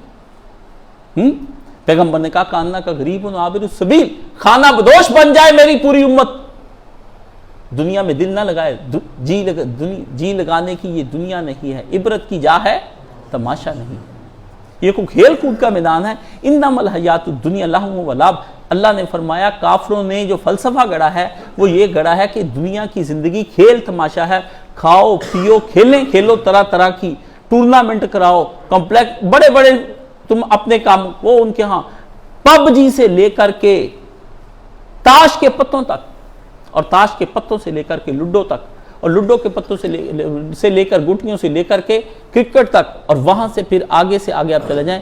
ये जो बड़ा बड़ा कतर का फीफा अवार्ड हुआ है कैसा अजीब हुआ था। हाँ, कुरान मजीद से स्टार्ट लिया, एक मजूर बच्चा ले आए, उसको अल्लाह का दीन पहुंचाने के लिए तुम्हें कोई पूरा बंदा नहीं मिला, उसको लाए और उससे वो पढ़ी आयतें पढ़ी और फिर खत्म किस पे हुआ? रंडी पर खत्म किया है। आप बताऊं तुझको, आप तुझको बताऊं तरीके उमम क्या है, तेगो सनावल तौसुर बाब आखिर। इकबाल ने कहा मैं बताता हूं कि उम्मतें कैसे डूबती हैं, जब इनको अरूज आता है वो सिर्फ तलवार से आता है, खुदा की राह में जिहाद करने से, तेगो सनावल, और जब ये डूबती हैं तो कैसे डूबती? तौसुर बाब आखिर, गामदी के फलसफे पर यकीन करने के बाद कि खूब ना है। फलसफा कुफार दुनिया की जिंदगी अयाशी है, और फलसफा हमारे लिए दुनिया मज़रतुल आखिरा। पैगंबर ने फरमाया सुनो, दुनिया आखिरत की खेती है, दुनिया आखिरत की खेती है। इस दुनिया के अंदर हर आदमी नेकियों के बीज बोले, हशर के दिन वो काट लेगा, जो बोएगा वो काटा हुआ उसके सामने। गंदम अज गंदम, जौ अज जौ, अज मुकाफाते अमल गाफिल में शौ। उससे कहा ओ आदमी, ये गंदम डालेगा तो गंदम निकलेगी, और जौ डालेगा तो जौ निकलेंगे। अज मुकाफाते अमल गाफिल में शौ, आखिरत के अंदर जब ये तेरे सामने इनके रिजल्ट आएंगे उससे गफलत ना बरत। ये नहीं होना कि गंदम बीजो और फिर वहां पर जाकर के तुम लोगों को जौ मिल जाए, और जौ बीजो तो वहां गंदम मिल जाए, ये नहीं हो सकता है। आपको जो हम हिजरत की दावत देते हैं और जो बुलाते हैं, ये एक सच्ची हिजरत की दावत है। अभी हमारे पास वसाइल कतअन नहीं है, कतअन वसाइल नहीं है। खुदा वसाइल भी देगा, असबाब भी मुहैया करेगा। पता नहीं अभी इश्क के कितने इम्तिहान और भी हैं, इश्क के अभी इम्तिहान और भी हैं, पता नहीं कितने इम्तिहान हमें और इश्क के ये तय करने पड़ जाएंगे। ये कोई एक दिन का काम है, 8 अरब लोग जंग करेंगे और हम 8 आदमी उनके मुकाबले में खड़े हो जाएंगे। आप कैसे कह सकते हैं? आप कहते हैं कि 8 लोग दरवाजा खोले इधर की तरफ, हम 8 इधर से बंद करें, हैसियत क्या रह जाएगी आपकी? लेकिन प्यारे पैगंबर सल्लल्लाहु अलैहि वसल्लम ने फरमाया सुनो, इनकलाब आए, इस्लाह हो या ना हो, तुम लोगों को सिर्फ दिहाड़ी के मजदूर की हैसियत से काम करना है। बिल्डिंग पूरी होती नहीं होती ये मालिक का काम है, अपनी दिहाड़ियां लगाओ और निकल कर चले जाओ, अपनी मजदूरी लो और फारिग हो जाओ। ये अल्लाह को पता है कब क्या करना है। कोशिशें भरपूर करो, कोशिशें भरपूर करो। और इसमें एक नसीहत आपको तो मैं कहता हूं, इसमें टूट जाओगे, शिकस्ता कर दिए जाओगे, तोड़ फोड़ हो जाएगी। वालदैन, औलाद, बीवी, बच्चे, कोई आदमी आपको जीने नहीं देगा, आपको अरसा हयात तंग कर देंगे। अगर आप ये अरसा हयात तंग होता बर्दाश्त नहीं कर सकते हैं तो इस राह से हट जाएं, उन्हीं के अंदर जाकर अपनी जिंदगी बसर कर लें, अगर आपकी हिम्मतें जवाब दे रही हैं। मोमन की हिम्मतें हम वक्त जवान हैं, हम महाज पर खड़े किए हुए लोग हैं। ہم سرحدی پہرا دے رہے ہیں. پہرا دار کبھی بھی کسی وقت میں دل نہیں تو اپنے کو ختم ہونے دیتا, دل نہیں چھوڑتا. آپ کو کتنا ہی کیوں نہ کہا جائے, آپ کو یہ ان اذیتوں کے برداشت کرنے کا تو آپ کو انعام دیا جائے گا. ان اذیتوں کے, آپ کی ماں کے کہے جملے, بیوی کے کہے جملے, بچوں کے کہے جملے, کچے گھر میں نہیں رہیں گے, پکے میں نہیں رہیں گے, وہاں نہیں جائیں گے, بچوں کو ہم نے پڑھانا ہے, تم بچوں کا مستقبل تباہ کر. سنتے جائیں, بس سنتے جائیں, سنتے جائیں, چلتا جا, گاتا جا, بس یہی آپ کا کام ہے. آپ سنتے جائیں. یہ دکھ جتنے آپ اٹھاتے جائیں گے, یہی تو آپ کو قیامت کے دن اجر کا آپ کو ملے گا. آپ کے ہمیں اس کا متبادل حل دے دو, وہ حل نہیں ہوگا. حل تو نوح کے پاس نہیں تھا. حل تو جس دن رسول اللہ صلی اللہ علیہ وسلم نے پوری تگودو کر لی تو نبی مکے کے اندر حل نہیں دے سکے. مکے میں رہیں اور حل دیں. ہاں, حل دینے کے لیے تو حضرت عیسیٰ علیہ السلام کے پاس کچھ نہیں تھا. حل دینے کے لیے تو حضرت صالح علیہ السلام کچھ نہیں کر سکے, شعیب کچھ نہیں کر سکے, ہود اور لوط کچھ نہیں کر سکے. ہاں, جا کر پڑھیں. شعیب تیری نماز کیا تجھے یہ حکم دیتی ہے کہ تو ہمارے اندر فساد ڈالے, اور نوح کو یہ تانا دیا جاتا ہے کہ یہ تیرے پاس کمی کمین ارذلین گرے پڑے لوگ تیرے پیچھے ہیں, تیرے پیچھے کون سا چودھری آدمی ابھی تک لگا ہے. کیا جواب دیں گے؟ پیغمبروں نے تانے سنے اور 950 سال تک سنے. آج تک مجھے یاد ہے جب شہادت حق مولانا مودودی کی کتاب میں پڑھنے لگا, مولانا مرحوم نے مجھے کہا کتاب پڑھو گے؟ میں نے کہا جی. کیسے پڑھو گے؟ میں نے کہا آپ فرمائیے. آپ فرمائیے. اپنی تو چیز ہوتی نہیں نا. اللہ کے رسول نے پوچھا نہیں صحاب سے یہ دن کون سا ہے؟ ہاں جی جمعرات. نہیں, کچھ نہیں فرمایا. فرمایا اللہ اور اس کا رسول بہتر جانتے ہیں. مرشد سے بات کرنے کے آداب ہیں. ہاں. فرمایا شہر کون سا؟ فرمایا اللہ اور اس کا رسول بہتر جانتے ہیں. اللہ اللہ اللہ اللہ. میں کہتا ہوں آج صحابہ شیعہ کو کیا خبر, ان کو کیا پتا کہ اپنے نبی کے سامنے انہوں نے اپنے تصورات علمی, اپنے عمل, اپنی جائیدادیں, مال دولت سب کچھ انہوں کو, بس نبی آپ بتائیں کیا کرنا کیا ہے. ہمیں کیا پتا یہ صلاحیتیں کہاں صرف کرنی ہے, ہمیں کیا پتا مال کہاں لگانا ہے. ہم کیا جانیں کہ تصورات علمی کس طرح توڑے جاتے ہیں. دنیا میں سب سے مشکل ترین کام مال بھی لگا لیتا ہے آدمی, اولاد بھی لگا لیتا ہے, جان بھی لگا لیتا ہے. یاد رکھنا اپنے دل کے اندر جو تصور پہلے سے موجود ہوتا ہے کسی چیز کا, اس کا بت نہیں بندہ ٹوٹنے دیتا, وہ اسی بات پہ رہتا ہے جس پہ ہوتا ہے. یہ نبی کے پاؤں میں صحابہ کرام نے رکھے اپنے سارے. توحید تصورات کو توڑ دینے کا نام ہے, اپنی مرضی کو نبی کی مرضی میں چھوڑ دینے کا نام ہے. توحید تو یہ ہے کہ خدا محشر میں کہہ دے یہ بندہ دو عالم سے خفا میرے لیے ہے. محمد علی جوہر توحید کے آخری مقام پر پہنچے ہوئے تھے. فرمایا یہ کون سی بات ہے, ہاں یہ کون سی بات ہے. توحید تو یہ ہے کہ خدا محشر میں کہہ دے. کہتا توحید کس کو کہتے ہیں؟ حشر کے دن میں جاؤں, حشر کے دن میں جاؤں تو ایک محمد علی جوہر اکیلا ہو اور ساری دنیا اس سے خفا کھڑی ہوئی ہو. میں خدا حشر کے دن لوگ پوچھیں کہ یہ جو لوگ سارے اس جوہر سے کے مخالفت میں کھڑے ہیں اور خفا ہیں اس سے, یہ کیا ہے؟ اللہ یہ کہے کہ یہ میرے لیے خفا ہوا تھا سب سے, یہ میرے لیے خفا. کروڑوں اربوں انسانوں سے خفا ہو جائیں آپ کہ ہمیں اس تہذیب میں نہیں جینا ہے. ہم یہ ہے, یہ جو رشتے جن کی آج آپ تکلیف محسوس کرتے ہیں والدین کی, حشر کے دن ان کی تکلیفیں نہیں آپ کو ہوں گی, آپ کے سامنے پھینکے جائیں گے جہنم میں. اتنا سا بھی آپ کو درد نہیں ہوگا, کیونکہ حقیقت کھل جائے گی کہ آپ کے امہات جو ہیں وہ بی بی عائشہ صدیقہ ہیں, خدیجہ ہیں, سارہ ہے, آسیہ ہے, سیدہ فاطمہ خاتون جنت ہیں. آپ کی نسبتیں اور ہیں. اس دن آپ کو پتہ چلے گا کہ ہم ان کے بطنوں سے تو پیدا ہوئے تھے مگر ان کی روحوں نے ہمیں جنم نہیں دیا تھا, ان کی روحوں نے ہمیں جنم نہیں دیا. آج وہ نبی کی 11 بیویاں دین نہ پھیلاتی تو دین آپ تک ہوتا؟ بھوکی گھر کے اندر, کپڑا کوئی نہیں ہے, کچھ نہیں ہے, بیٹھی ہیں. نبی کی بیویاں ہوتی تو پتہ نہیں کتنا مال اکٹھا کرتی, کتنا مال. عبد الرحمن بن عوف اتنا سامان کھانے کا لے کر جاتے, اماں عائشہ صدیقہ اسے سب اللہ کی راہ میں بانٹ دیتی. ہاں, بریرہ نے کہا اماں آپ نے روزہ رکھا ہوا تھا, سب کچھ بانٹ دیا, کھجوروں کے ڈھیر اور تھیلے آئے, کچھ رکھ لیتی. فرمایا اس وقت یاد کراتی. یعنی آپ جملے پہ غور فرمائیے گا کہ بھوک میں یہ یاد ہی نہ رہا کہ ہم نے بھی روزہ کھولنا ہے, اور آپ کو یاد رہتا ہے فون کر کر کے آپ گھر بتاتے ہیں کہ آج چپس نکالو, آج پکوڑے نکالو, آج فلانا نکالو, آج فلانا نے روزہ رکھا ہوا ہے. آپ سوچیں نیکی کے کس مرتبے پر روزے کی حالت میں تھی وہ، کہ جب وہ راہ خداوندی میں صدقہ کر رہی تھی اور جب وہ راہ خداوندی میں بانٹ رہی تھی، ان کو اپنے آپ کی خبر ہی نہ رہی کہ میں بھوکی ہوں۔ یہ کون سی نیکی کا مقام ہے جہاں پر اپنی بھوک کا احساس نہ ہو، دوسروں کی بھوک کا احساس ہو؟ فرمایا کوئی بات نہیں ہے، یہ کون سی بات ہے؟ میرے بچے ہیں، امت میری اولاد ہے، میری اولاد نے کھا لیا کافی ہے۔ اب عائشہ صدیقہ بے اولاد تھی، تو بے اولادوں کو پریشان نہیں ہونا چاہیے کہ اللہ نے ہمیں اولاد نہیں دی ہے۔ کروڑوں لوگ، کھربوں لوگ آج اس کی اولاد ہونے کا دعویٰ کرتے ہیں اور اس کی عصمت پر قربان ہوتے ہیں۔ جب کوئی فرقہ ان کے اوپر بات کرتا ہے تو کہتے ہیں امی عائشہ صدیقہ کی عزت پر آنچ نہیں آنے دیں گے۔ مر مٹنے والے آج بھی ہیں، ان کو بھی خبر ہو جاتی ہے کہ اگر چھیڑا تو نتائج برے نکلیں گے، پھر تو ویزا ہی لگوائیں گے باہر کا۔ ہاں ماں، اللہ کہتا ہے روحانی رشتے اور ہوتے ہیں، کائناتوں پر ہمارا سفر گزرتا ہے۔ اس لیے حشر کے دن ولا خوف علیہم ولا ہم یحزنون، اللہ نے فرمایا مومن جب ہمارے پاس آئیں گے، آپ کے بیٹے کو دوزخ میں پھینک دیا جائے گا، اگر نافرمان تو آپ کو دکھ نہیں ہوگا، کیونکہ بیٹا نوح کا بھی دوزخ میں جا رہا ہوگا۔ آپ کے شوہر کو پھینک دیا جائے گا تو آسیہ کا شوہر فرعون جا رہا ہوگا۔ آپ کی اہلیہ اگر دوزخ میں جائے گی تو نوح اور لوط کی بیویاں بھی ساتھ ہی جا رہی ہوں گی۔ آپ کے باپ کو اگر دوزخ میں پھینکا جائے گا تو ابراہیم کا باپ بھی تو ساتھ ہی جا رہا ہوگا۔ بتائیے نا، یہ کیا آپ کے انوکھے جائیں گے؟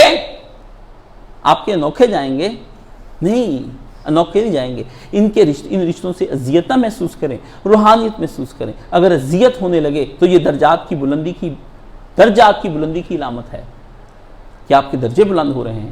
اگر آپ کے اہل خانہ اور لوگ اور سماج اور دنیا اور معاشرہ آپ کی مخالفت کر رہا ہے اور آپ کو ٹیز کرتا ہے مینٹلی طور پر، تو درجات کی بلندی ہے، خوش ہو جائیے۔ بشرو، مجھ سے خوشخبری لیجئے، میں عالم آپ کو خوشخبری دیتا ہوں۔ اللہ نے فرمایا ان کو خوشخبری دے دیا نبی صلی اللہ علیہ وآلہ وسلم جو راہ خداوندی میں دکھ اٹھاتے اور اذیتیں اٹھاتے ہیں، راہ خداوندی میں دکھ اٹھاتے ہیں اور اذیتیں، ان کو نبی خوشخبری دے، ان کے دل کو ٹھنڈا کر۔ اولئک لہم درجات، ان کے لیے درجے ہیں خدا کے ہاں، ان کو ٹھنڈا کر نبی ان کے دل کے بارے میں۔ ان کو کہو تمہارے لیے جنت میں عورتیں تمہارے انتظار میں بیٹھی ہیں، ان کو کہو غلمان تمہارے لیے وہاں نوکر چاکر بن کر وہاں پہ تمہارے انتظار میں ہیں۔ ان سے کہو کہ ایک ایک جنتی جو ادنا ہوگا اس کو اس زمین جیسی 10 زمینیں دی جائیں گی، جو ہوگا ہی اعلیٰ جنتی وہ کتنی کروڑوں زمینوں کا مالک ہوگا۔ فرمایا ان کو بتا دو جا کر کے 2.5 مرلے کے مکان کو نہ روئیں، 2.5 مرلے کے مکان کو نہ روئیں، کرائے کے مکان کو نہ روئیں، ہم زمینوں کی زمینیں ان کو الاٹ کر دیں گے۔ یہ کس بات کی؟ جھرنے ان کے ہوں گے، ماؤنٹ ایورسٹ ان کا ہوگا، K2 ان کے ہوں گے، گنگا جمنا ان کا ہوگا، راوی ستلج اور بیاس ان کا ہوگا، گھر کے سمندر، گھر کی زمین، گھر کی کھیتیاں، گھر کے نوکر۔ ہاں فرمایا ان کو خوشخبری دے، حوریں ان کے انتظار میں ہیں۔ جو ان کی بیوی کے جو اس کی بیوی اس کو اذیت دیتی تو وہ حوریں ان کو یہ کہتی ہیں کہ ظالم نہ تنگ کر اس کو، چند دن کا مہمان ہے، پھر یہ میرا ہی ہو جائے گا، میں اس کے لیے باعث راحت ہو جاؤں گی۔ آنکھیں ٹھنڈی کرنے کے لیے وہاں غلمان جیسے اولادیں تم کو وہاں پر فرمایا، حدیث شریف میں آتا ہے کہ ایک وقت میں دن کو بیوی کو حمل ٹھہرے گا، شام کو بچہ پیدا گود میں ہوگا، بچہ گود میں ہوگا، خوب کھیل لے، اس کے ساتھ انجوائے کرے، بچے کے ساتھ کھیلنا چاہتا ہے۔ سونے چاندی کے قواریر وہاں پر ہوں گے، کھانے پینے کا سامان وہاں پر آپ کا موجود ہوگا۔ جن لوگوں نے یہاں خاک چھانی تھی، اب وہ خاک ان کے لیے وہاں پر حضرت ابراہیم علیہ السلام نے کہا اے محمد صلی اللہ علیہ وسلم آپ جا رہے ہیں واپس؟ تو رسول اللہ جنت سے نکلنے لگے تو پیچھے سے حضرت ابراہیم نے آواز دے دی۔ کس نے آواز دی؟ میرے دل کے چین، میرے دل کے سکون سیدنا ابراہیم علیہ السلام نے۔ ہے جی، میں آپ سے اکثر کہتا ہوں کہ انبیاء میں سے جس وقت اللہ مجھے کہیں گے، میں کہوں گا میرے نبی کی زیارت کرنے کے فوری بعد مجھے حضرت ابراہیم علیہ السلام دکھا دے، بس جس کو تو نے اپنا یار بنایا وہ کیا شے ہوگی، کیا شے محبوب ہوگی، جس کو تو نے محبوب کہہ دے وہ ہوگا کیا۔ تو جاتے وقت آواز دی، کہا محمد صلی اللہ علیہ وآلہ وسلم اپنی امت کو ایک پیغام دیجیے میری طرف سے، کیونکہ ہم ملت ابراہیمی پہ چل رہے ہیں، تہذیب ابراہیمی پہ چل رہے ہیں، تو ابراہیم علیہ السلام کا حق بنتا تھا ہمیں کوئی پیغام دیتے۔ ان سے کہیے جا کر کے زمین کستوری کی بنی ہوئی ہے، جنت کی مٹی جو ہے وہ خوشبو جو آ رہی ہے کستوری کی آ رہی ہے۔ کستوری دنیا کا اعلیٰ ترین، آپ نے ابھی کستوری سونگی نہیں ہے، امبر، مشک اور زعفران، یہ ساری چیزیں آپ نے صرف سنی ہوں گی، جعلی بکتی ہیں کیونکہ یہ لاکھوں کروڑوں روپے میں اتنی آتی ہے۔ تو فرمایا کہ ان کو جا کر کہہ دینا جنت پورا ایک چٹیل میدان ہے، جنت ایک چٹیل میدان ہے، لیکن یہ سارا میدان زرخیز بڑا ہے۔ جس نے ایک دفعہ کہہ دیا سبحان اللہ و بحمدہ سبحان اللہ العظیم، جنت میں ایک درخت لگ جاتا ہے جو 500 سال کی مسافت کا ہے، 500 سال کی مسافت کا ہے۔ جو نمازیں پڑھ رہا ہے، یاد الہی میں زندگی بسر کر رہا ہے، دن رات اللہ کی عبادت کر رہا ہے، ذکر کے اندر مشغول ہے، قرآن مجید پڑھ رہا ہے، وہ کسی کی پرواہ نہیں کر رہا، کسی کی تنقید نہیں پڑھ رہا، وہ کسی ضمیر کسی کی باتیں نہیں سنتا، وہ دکھوں میں اگر بسر کرے تو دکھ بھی اس کا ویسے ہی اس کے درجات بلند کرتے ہیں جیسے کسی کا ذکر بلند ہے۔ نبی علیہ السلام کو دکھوں تو جنت میں لے جائیں گے۔ فرمایا مجھے اذیت دی گئی، موسیٰ علیہ السلام کو اذیت دی گئی، اذیتیں اپنے ہی دیتے۔ بنی اسرائیل نے موسیٰ علیہ السلام پر الزام لگا دیا کہ اس کے جو خصیتین ہیں ٹیسٹیز یہ بہت بڑے بڑے ہیں، اس کو بیماری ہے، یہ تبھی تو ہمارے درمیان میں ننگا ہو کر نہاتا نہیں ہے۔ وہ ننگے ہو کر نہاتے تھے ایک ہی دریا پر۔ موسیٰ علیہ السلام باحیا آدمی تھے، ہاں، تو اللہ تعالیٰ نے کہا کہ انہوں نے ان پر الزام لگائے، اللہ نے اس الزام کو کلیئر کیا۔ حدیث سناؤں گا تو شور ہو جائے گا کہ کاش صاحب بھی ایسی حدیثیں سناتے ہیں۔ بات یہ ہے کہ اللہ نے ان کو کلیئر کیا تو نبیوں کو اذیتیں۔ اور نوح علیہ السلام جب شام کو آتے تھے تو وہ اپنے سر سے اس طرح سے پسینہ جس طرح صاف کیا جاتا ہے ایسے خون پھینکتے تھے، اور اس وقت کے بوڑھے لوگ اپنے پوتوں کو اپنے کندھوں پہ بٹھا کر لاتے تھے، کہتے اس پاگل مجنون کو پتھر مارو، ان کے ہاتھوں میں پتھر ہوتے۔ اور نوح علیہ السلام کہتے یا اللہ ان کو معاف کر دے، یہ نہیں جانتے تیرا پیغمبر کے ساتھ یہ کیا کر رہے ہیں۔ آپ چھوٹی چھوٹی باتوں پہ یہ کہہ دیں، وہ ہمیں یہ کہتے ہیں، ہمیں وہ، یہ کیا ہیں، یہ کیا ہیں؟ ابھی تو راہ خداوندی میں نہ پتھر برسے ہیں۔ بیٹھے تھے اس طرح سرکار ٹیک لگائے ہوئے بیت اللہ شریف۔ جب میں بیت اللہ شریف کے اس مقام پر جاتا ہوں میں رو پڑتا ہوں۔ اب آپ کو تو پتہ ہی نہیں، نہ آپ کو کوئی بتاتا ہے کہ بیت اللہ شریف کی کیا کہانی ہے، اس کے چاروں کونے کیا تھے، اس کونے میں کیا ہوا، اس کونے میں کیا ہوا، وہاں پتھر کون سا لگا، ادھر کیا لگا، یہ پتھر بائیں کیوں دائیں کیوں، آپ نے تو کچھ بھی نہیں۔ بیت اللہ شریف کا جو اندر بیت اللہ ہے نا، خانہ کعبہ جس کو آپ کہتے ہیں، وہ پوری ایک ہسٹری چاروں کونوں کی، اس کے جو اس طرح بنے ہوئے ہیں، اس کی جو سلائیڈز بنی ہوئی ہیں نیچے، بنی جسے وہ پنجابی میں کہتے ہیں، وہ جو بنی ہوئی ہے وہ ساری اس کی ایک ہسٹری ہے۔ آپ وہاں پر جائیں آپ کو بہت کچھ نظر آئے گا۔ تو اس طرح سرکار نے ٹیک لگائی ہوئی، خباب آ گئے، یا رسول اللہ صلی اللہ علیہ وسلم مصیبتیں کب ختم ہوں گی، متی نصر اللہ، کب اللہ کی مدد آئے گی؟ تو نبی علیہ السلام نے فرمایا، اس طرح سے حضور ٹیک لگائے، آرام فرما رہے، سرکار کو اتنا اس پر جلال آیا، آپ آگے ہو کے بیٹھ گئے اور اس طرح سے گفتگو فرمائی۔ آپ کو پتہ ہی ہے انداز گفتگو کیا ہے، کسی کے ساتھ اس طرح بیٹھ کر جب بات کی جاتی ہے تو آپ جانتے ہیں کہ بات کیسے کی جاتی ہے، یہ کسی جلالت کا اظہار ہوتا ہے، اس پہ برس جاتا ہے آدمی۔ ہاں، فرمایا تم کیا بات کرتے ہو، تم سے پہلی امتوں کو کھولتے ہوئے تیل میں پھینک دیا، ان کی یہ چمڑی جو تھی چھری کے ساتھ کاٹ کاٹ کے اوپر سے چمڑی الگ کر دی گئی، ان کو دیواروں کے ساتھ لگا کے ان کے ہاتھ پاؤں جسم ناک کان پورے وجود پر میکھیں ٹھوک دی گئیں، اور ان کو لایا گیا اور ایک آرا درمیان میں رکھ کر اوپر سے پکڑ کے ادھر سے کھینچتا ادھر سے کھینچتا، نبی چیرا جا رہا ہے، یہ نبی چیرا جا رہا ہے۔ آپ کیا بات کرتے ہیں، آپ کیا بات کرتے ہیں، کچھ ہوا نہیں اور آپ چلا رہے ہیں۔ ہاں، ابھی ہم نے بدلنے کا کہا، آپ بدلے نہیں، ابھی رو رہے ہیں۔ یہ چند دن ہیں، یہ گزر جائیں گے، اس لیے ہم جس تہذیب اور جس ہجرت کی طرف آپ کو دعوت دے رہے ہیں وہ اس بات کی علامت ہے کہ ہم نبیوں سے جڑے ہیں اور ہمارا آسمانوں پر ہمارے رابطے ہیں۔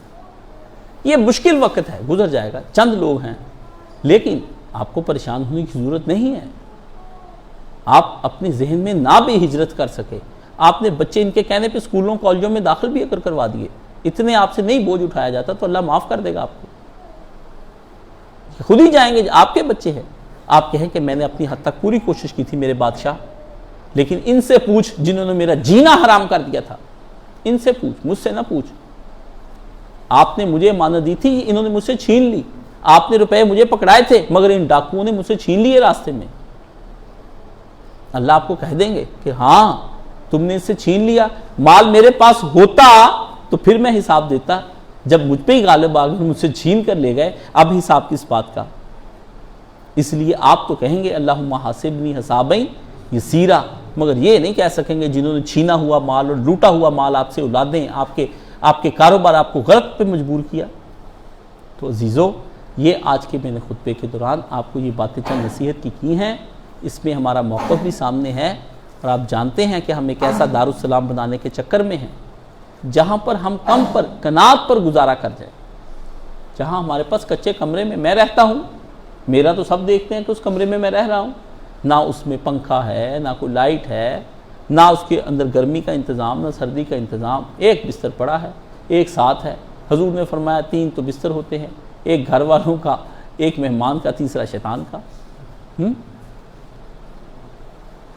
گیسٹ روم, ڈرائنگ روم ہے, فلانا روم, ٹمکانا روم, 20 تو آپ کے روم ہیں.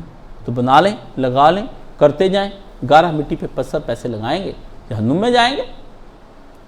ہمارے پاس کوئی رعایت نہیں ہے. میرے پاس, میں نے سوچا کئی دفعہ کہ لوگ متنفر ہوتے ہیں, کوئی رعایت نکالو کاشف علی, کوئی لال کتاب نکالو. مرید بھاگ کے تو کیا کرو گے, ہیں بھاگ کے, کیونکہ مولویوں کا دار و مدار مقتدیوں پر ہوتا ہے نا. چندہ دیں, پیسہ دیں, سب کچھ اس پہ مولویوں کا ہو گیا. اگر عشق میں میں ناکام ہیں تو کروں گا کیا, مجھے تو کچھ اور کام بھی نہیں آتا. مولویوں کے تو مسائل یہ ہے, لیکن مجھے ایک اور کام آتا ہے, ایک نہیں کئی کام آتے ہیں. ٹھیک ہے, تو یہ میں آپ کو بتا دوں, ہمارا مولویوں والا سلسلہ نہیں ہے. اللہ آپ کو اس ہجرت کی جب وقت آئے کرنے کی توفیق دے.